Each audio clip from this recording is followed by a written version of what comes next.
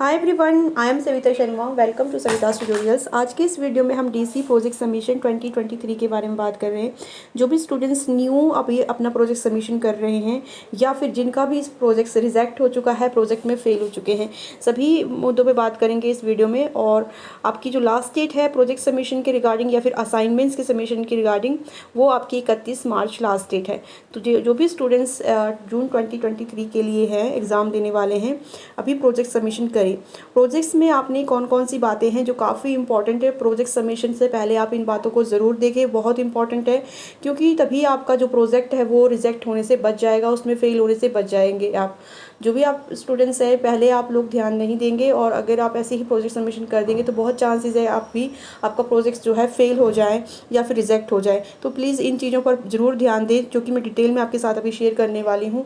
और जिन भी स्टूडेंट्स का रिजेक्ट हो चुका है, ऑलरेडी रिजल्ट आ चुका है और फेल हो चुके हैं, वो दोबारा से अभी प्रोजेक्ट सबमिशन करने की सोच रहे हैं, प्लीज़ वो लोग बहुत बहुत ध्यान से सुने कि कौन कौन सी चीज़ें हैं, कौन कौन सी ऐसी प्रॉब्लम्स है जिनकी वजह से आपका प्रोजेक्ट जो है रिजेक्ट हो जाता है और आप या फिर प्रोजेक्ट में फेल हो जाते हैं, मार्क्स आपके बहुत कम लगते हैं। वही यहाँ पर मैंने इंपॉर्टेंट पॉइंट्स लिए हैं कि जो चीज़ों पर आपको बहुत ज़्यादा ध्यान देना है। न्यू स्टूडेंट्स भी डीसी के जो अभी प्रोजेक्ट सबमिशन करेंगे फर्स्ट टाइम, और जिनका फेल का रिजल्ट आ चुका है और वो भी अभी दोबारा से सबमिशन करने की सोच रहे हैं, सभी ध्यान से आप लोग इस वीडियो को देखें। और अगर आपको वीडियो आपके लिए हेल्पफुल लगे तो इसी तरह की वीडियोज़ के लिए प्लीज़ सविता ट्यूटोरियल्स को ज़रूर सब्सक्राइब करें। देखिए, सबसे इम्पॉर्टेंट जो है आपके एनेक्सर्स होते हैं। इसमें एनेक्सर्स के बारे में डिटेल में बताऊंगी कि कौन कौन से एनेक्सर्स लगाने हैं और कैसे सिग्नेचर्स वगैरह करने हैं और किस तरह से आपने मार्क्स देने हैं। इन पर डिटेल वीडियो फील्ड एनेक्सर्स के आपको वीडियो लिंक भी दे दूँगी, प्रोवाइड कर दूँगी, जिससे कि आप अपने एनेक्सर्स को अच्छे से फिल भी कर सकें। ठीक है। इसके अलावा फ्रंट पेज आपका बहुत इंपॉर्टेंट होता है, क्योंकि पूरा आपका फ्रंट पेज से ही आपका जो प्रोजेक्ट दिखता है कि किस तरह का आपका प्रोजेक्ट आगे होने वाला है। तो फ्रंट पेज आपका बहुत इंपॉर्टेंट रोल प्लेस करता है, क्योंकि जो आपके चेक करने वाले एग्जामिनर्स होंगे वो आपका फ्रंट पेज सबसे पहले आपका इंप्रेशन उसका पड़ेगा। इसके अलावा जो आपका प्रोजेक्ट फाइल है वो भी आपका इनोवेटिव होना चाहिए। किस तरह का आपका प्रोजेक्ट फाइल होगा, कंप्लीट प्रोजेक्ट फाइल की आपकी लुक किस तरह से आ रही है। इसके अलावा आपके वीडियो लिंक, जिन स्टूडेंट्स ने वीडियोज़ बनाई है, बहुत अच्छी बात है, क्योंकि वीडियोस लिंक प्रोवाइड करेंगे तो इससे भी आपके अच्छे मार्क्स आएंगे। ठीक है। तो इसके अलावा देखिए, अब एनेक्सस की बात करेंगे कि कौन से वाले आपके एनेक्सस लगने वाले हैं। जो मर्जी एनेक्सस आपने नहीं लगाना है, उल जलूल एनेक्सस नहीं लगाने हैं, आपने रिवाइज्ड एनेक्सस लेने हैं। आपने रिवाइज लिखा होगा उसमें, रिवाइज एनेक्सस 1A-B और रिवाइज एनेक्सर 7 लगेगा आपका AB और रिवाइज्ड एनेक्सर आपका 3 लगेगा क। ठीक है। इन अनेक्सेस के अलावा और कोई फालतू अनेक्सेस आपने नहीं लगाना है। इसके अलावा जो अनेक्सेस में आपका मार्क्स वेटेज आएगा, आपका अनेक्सेस 3 में जो मार्क्स आपका लगेगा, उसमें आपने ये बात ध्यान रखनी है कि 30% से ही जो भी आप मार्क्स कंप्लीट करेंगे उसका आपने 30% निकालना है बाद में उसको। ठीक है। उसका 30% वेटेज आपने निकाल के उसको लगाना है, 70% नहीं लगाना है। ठीक है। क्योंकि गाइड के द्वारा जो रिवाइज आपकी गाइडलाइंस है उसमें यही बताया है कि जो गाइड है आपका, गाइड की आपकी जो मार्क्स की वेटेज होगी वो आपकी 30% से ही जाएगी। जो आपके एवोल्यूशन वाले होंगे वहाँ से आपका 70% मार्क्स आपके लगेंगे। ठीक है। इसके अलावा जो फ्रंट पेज है, फ्रंट पेज में आपने क्या क्या इन्फॉर्मेशन देनी है। देखो, फ्रंट पेज आप लोग बना लेते हो, बस परियोजना फाइल सबमिट कर रहे हैं, ये नहीं लिखना होता है। उसमें इन्फॉर्मेशन भी आपने देनी होती है और इन्फॉर्मेशन आपने करेक्ट देनी होती है, तभी आपको एग्जामिनर्स को पता लगेगा कि आपने सही से आपने अपना ट्रेनिंग ली है, आप स्कूल में गए हैं। क्योंकि जो आपका फ्रंट पेज है उसमें आप स्कूल से रिलेटेड पिक्चर्स जरूर लगाएं। जिस भी स्कूल में आपने ट्रेनिंग किया उसके गेट के पास, उनके बच्चों के पास पिक्चर्स क्लिक करें, ओरिजिनल पिक्चर आप लगाएं। इसके अलावा आप डिटेल इन्फॉर्मेशन दें कि कौन सी क्लास को आपने पढ़ाया है, नर्सरी, प्री प्राइमरी या फिर जो भी है KG, और कितने बच्चे थे, एज ग्रुप क्या था बच्चों का, और स्कूल का नाम मेंशन करें फ्रंट पेज पे। इसके अलावा अपना नाम, एनरोलमेंट नंबर, ये सब तो आपने मेंशन करना ही है। ठीक है। ये डिटेल इन्फॉर्मेशन आपने फ्रंट पेज में ही देनी है। इसके अलावा फ्रंट पेज में दूसरा आपका पेज आ जाएगा विषय वस्तु की तालिका। ये काफ़ी इंपॉर्टेंट होता है, इसको आप लोग अगर इग्नोर कर देते हो तो फिर आपका मतलब काफ़ी इससे आपका पूरा प्रोजेक्ट ख़राब हो सकता है। विषय वस्तु की तालिका में क्या होता है, आपका जो डेट्स होती हैं, डेट्स काफ़ी इंपॉर्टेंट होती है। डेट्स में आपने कौन सी डेट्स लेनी है, 30 डेज़ लेना है, बट 30 डेज़ कौन से लेने हैं आपने, जो भी वर्किंग डेज़ है, ओनली वर्किंग डेज़, छुट्टी वाले दिन नहीं लगाने हैं आपने। छुट्टी वाले दिन में आपने जैसे कि आपका वर्किंग डेज आ रहा है, मंडे ट्यूसडे थर्सडे, ठीक है, फ्राइडे तक आपका वर्किंग डे आ रहा है, सैटरडे संडे आपकी छुट्टी आ रही है, फिर संडे छुट्टी आ रही है, तो आप लिखिए वहाँ पर डेट, इस डेट को छुट्टी थी, संडे था। तो इस तरह से मेंशन करके आप वर्किंग डेज 30 गिन के आपने पहले ही कैलेंडर्स में आपने रफ कॉपी में निकाल लेना है, और उसको फिर विषय वस्तु की तालिका में आपने अच्छे से ऐड करनी है। और जो आपने डेट विषय वस्तु की तालिका में ऐड की है वही आप डेट्स अपने अनेक्सस में भी लगाएंगे, ठीक है। इस तरह से आपने ये फ्रंट पेज आपने अच्छे से बनानी है, केयरफुली बनानी है। अगर आप इस काम को अच्छे से करते हैं, आपका प्रोजेक्ट कभी भी रिजेक्ट नहीं होता है, आपका प्रोजेक्ट कभी भी आपका फेल नहीं होंगे आप। फेल होना ये इन चीज़ों पर बहुत ज़्यादा निर्भर करता है, ठीक है। इस पर डिपेंड करता है कि किस तरह का आपका फ्रंट पेज है, अनेक्सस किस तरह की है। अगर आप इन चीज़ों को ध्यानपूर्वक करते हो तो कभी भी आपका प्रोजेक्ट फेल नहीं आता है।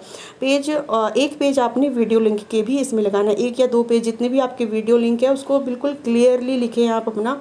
क्योंकि आप जो मेरी एडवाइस यही रहेगी कि आप हार्ड कॉपी अपने प्रोजेक्ट की भेजें। हार्ड कॉपी बहुत चांसेस होते हैं आपके कभी भी रिजेक्ट या फेल का नहीं आता है, इसमें आपका पासिंग का ही आता है। तो इसमें आप हार्ड कॉपी में वीडियो लिंक अपना प्रोवाइड करें, जो भी वीडियोस आपने बनाई हैं। वीडियो लिंक को सेपरेटली बहुत अच्छी तरीके से क्लीन बिल्कुल क्लियरली लिखें, ठीक है। इसके अलावा अब आपकी बात आती है आपकी प्रोजेक्ट्स की। इतनी चीज़ें आपने लगा दी, एनेक्सस लगा दिए, आपने एनेक्सस लगाए, आपने फ्रंट पेज लगाया, ठीक है, आपने वीडियो लिंक लगा दिए। अब आएगा आपका प्रोजेक्ट। अब प्रोजेक्ट कैसा होना चाहिए? आपका प्रोजेक्ट आपका इनोवेटिव होना चाहिए और फॉलो द गाइडलाइंस। आपकी जो गाइडलाइंस है उसको फॉलो करता हो, इसके अलावा इनोवेटिव भी हो। अब ये दो चीज़ें बिल्कुल अलग अलग है।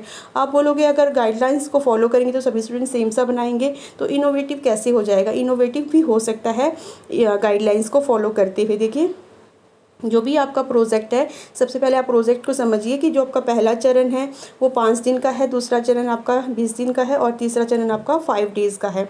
तो 5 दिन आपके पहले चरण में आप ऑब्जर्व कर रहे हो, अवलोकन कर रहे हो टीचर को। अपने शब्दों में लिखो, फर्स्ट डे मैंने ये ऑब्जर्व किया। पूरा आप जिस तरह से लिखते हैं आप वो पैटर्न देख सकते हैं हमारे प्रोजेक्ट फाइल में किस तरह से लिखते हैं। बट लिखो, आप कोशिश करो अपने शब्दों में, आप जो अपने शब्दों में लिख सकते हो। आपने क्या ऑब्जर्व करोगे अगर आप कक्षा में जाओगे, उसको कल्पना करके आप लिखो, अपने शब्द डालो, स्केचेस का यूज़ करो, अच्छे से क्लियरली लिखो, गैप्स छोड़ो बीच में। इस तरह से दूसरा चरण स्टार्ट करोगे तो 20 डेज़ आपके आ जाएंगे। फर्स्ट जो 10 डेज़ है आप एक एक एक्टिविटी मेंशन करोगे कि आज मैंने बच्चों को ये वाली एक्टिविटी करवाई। एक्टिविटी के जो टॉपिक्स है वो आपने अपनी मर्जी से नहीं करवाने हैं। आपकी जो परियोजना की बुक है उसमें जो टॉपिक्स दिए हैं आपने वही 1 to 1 जाना है उनमें, ठीक है। नंबर 1, नंबर 2, इस तरह से जो भी टॉपिक दिए। जैसे मान लो फर्स्ट एग्जाम्पल के लिए मैं आपको बताती हूँ कि फर्स्ट टॉपिक आपका स्थूल क्रियात्मक एक्टिविटी है, तो आप लिखो अपना टॉपिक का विषय स्थूल क्रियात्मक एक्टिविटी। बट स्थूल क्रियात्मक एक्टिविटी में आप कौन सी एक्टिविटी करवा रहे हो ये तो आपकी मर्जी है। आप खेल कूद करवा रहे हो, दौड़ भाग करवा रहे हो, आप रस्सी कूद करवा रहे हो, आप बॉल गेंद के साथ क्रिया करवा रहे हो, तो इससे आपका प्रोजेक्ट इनोवेटिव भी हो रहा है और गाइडलाइंस को फॉलो भी कर रहा है। इनोवेटिव का मतलब ये होता है कि आप अलग कर रहे हो। हर स्टूडेंट का कॉपी नहीं होना चाहिए एक जैसा, बिल्कुल अगर सेम होता है तो वो इनोवेटिव नहीं होता है, वो कॉपी होता है। तो उसी वजह से जो है मोस्ट ऑफ द जो आपके प्रोजेक्ट्स है वो रिजेक्ट हो जाते हैं, आपके मार्क्स कम मिलते हैं। तो इनोवेटिव के लिए आप एक्टिविटीज़ को अलग लिखे। किसी और ने रस्सी कूद लिखी है तो आप गेंद की क्रिया करवा दो स्थूल क्रियात्मक में। इस तरह से अपने प्रोजेक्ट को इनोवेटिव आप बनाओ। इसके अलावा इस तरह से 10 डेज़ जो आपके फर्स्ट है तो एक एक एक्टिविटी करवाई, दूसरे 10 डेज़ में आपने 2 एक्टिविटी करवाई, तो एक्टिविटी आपकी 30 हो गई। क्योंकि ये 2 को आप 10 से करो 20 एक्टिविटी, यहाँ 10 एक्टिविटी, टोटल 30 एक्टिविटी हो गए। डे आपके 20 ही रहे, तो 20 डेज़ यहाँ 5 डे यहाँ 25 डेज़ हो गए आपके टोटल। और आपके जो इधर है, इधर आपके फिर से 5 डेज़ तीसरे चरण में आ रहे हैं, तो आपके टोटल आपके डेज़ कितने हो गए? 30 डेज़। जो ये 5 डेज़ है ये भी काफ़ी इंपॉर्टेंट है क्योंकि इस दिन आप बच्चों को पूरा दिन संभाल रहे हो, पूरा दिन आप बच्चों को संभाल रहे हो। बट इसमें जो एक्टिविटीज़ है वो आपकी 1 या 2 जो एक्टिविटी होंगे वो आप थीम बेस्ड करवाएंगे। तो इसमें ये स्पेशलिटी है, 5 डेज़ जो लास्ट वाला तीसरा चरण है ये थीम बेस्ड होता है। थीम मतलब इसमें 5 आपको थीम्स दी गई है, आपके परियोजना की बुक जो है उसमें दिया गया है 5 थीम दी गई है, रंग, परिवार, जानवर या फिर त्यौहार। इन 5 में से आपने एक थीम चूज़ करना है, 5 नहीं करना है, एक ही थीम चूज़ करना है। मान लो आप जानवर थीम चूज़ कर लेते हो तो जानवर पर बेस्ड आपने एक एक्टिविटी रोजाना करवानी है, 1 या 2 एक्टिविटी। 2 एक्टिविटी मान लेते हैं, तो रोज़ाना आपने 2 एक्टिविटी जानवर पर बेस्ड करवानी है। इसके अलावा अब दिन तो आपने पूरा संभालना है बच्चों को, तो बाकी एक्टिविटीज़ भी उनको करवानी है, 2-3 एक्टिविटीज़ और एक्स्ट्रा करवानी है। तो टोटल 5-6 एक्टिविटीज़ आते हैं, बट थीम बेस्ड जो आपका 2 एक्टिविटीज़ आ जाएंगे। इस तरह से इसमें 2 5 ज़ा 10 एक्टिविटी, या फिर 3 एक्टिविटी करवा रहे हो थीम बेस्ड, तो 3 5 ज़ा 15 एक्टिविटीज़ आपकी इस डे में बनेगी, और इसमें आपके 30 एक्टिविटीज़ बन रही है, तो 45 एक्टिविटीज़ की आपकी वीडियोज़ भी बन जाती है। इस तरह से 45 वीडियोज़ आपकी बाय रूल्स जानी चाहिए, ठीक है। बट ये है कि कोई बच्चे कम भी वीडियो बनाते हैं तो उसका भी कोई प्रॉब्लम नहीं होती है, ठीक है।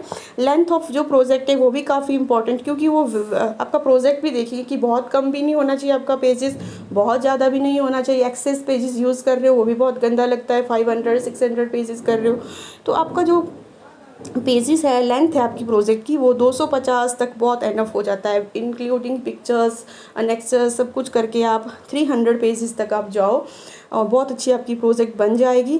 इतने उस प्रोजेक्ट से आपके मार्क्स बहुत ज़्यादा अच्छे आएंगे। आई थिंक मैंने सब कुछ आपको क्लियर करवा दिया है प्रोजेक्ट्स के रिगार्डिंग।